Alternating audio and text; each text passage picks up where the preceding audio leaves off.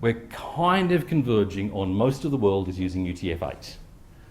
And that's good. Linux is using that, macOS is using that. It's become the kind of standard for everything. And one of the problems I have in running this course is that things change pretty fast. So for example, 1 month and 5 days ago, the latest standard of GB18030 came out. Now GB18030 was kind of annoying, but at least they didn't change it that often. Like, they haven't updated it since 2006, so we sort of believed that maybe we were done. Well, it turns out that the quality control on the previous standard was like characters here that didn't actually really exist were included in the standard. So now we have to not use that thing that was in the standard and use the new standard. It's going to cause a few breakages, and there's even classical Chinese characters in the GB18030 standards that have no Unicode equivalent. Now that's a big, big problem, because it means that somebody can give you a completely legitimate GB18030 byte string, and in your Python program you read that in and you correctly get the encoding right, and Python still can't do anything with it because it can't convert it into UTF-8 because there is no encoding for those 24 characters. Now, this is kind of okay because, like, seriously, who cares?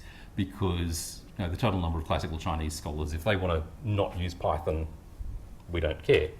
The only problem is this, that the CCP has mandated that all programs in China, that even if you're an Australian company selling software in China, your software has to internally encode things in GB18030. And there's been this sort of exception that says, okay, well, you can keep it in UTF-8 internally as long as you can convert it into GB18030. However, somehow you have to magically know which 18030 somebody wants, because it doesn't specify which one, and you could have different characters there. And also, if they put in these 24 classical Chinese characters, which they have the right to do because they're testing compliance with the 18030 standard, your software will crash and fail. The number of problems with it goes on and on and on, in that ASCII was mandated by the US government for a while, but that's because there was nothing before.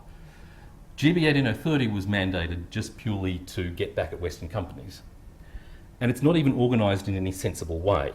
So it's not, like, normally you pick up a Chinese dictionary and it has the simplest characters first, and then the next simplest and the next simplest and so on, or by that's the number of strokes, or by radicals. And it isn't even anything like that. It's just like somebody said, I just remembered this character.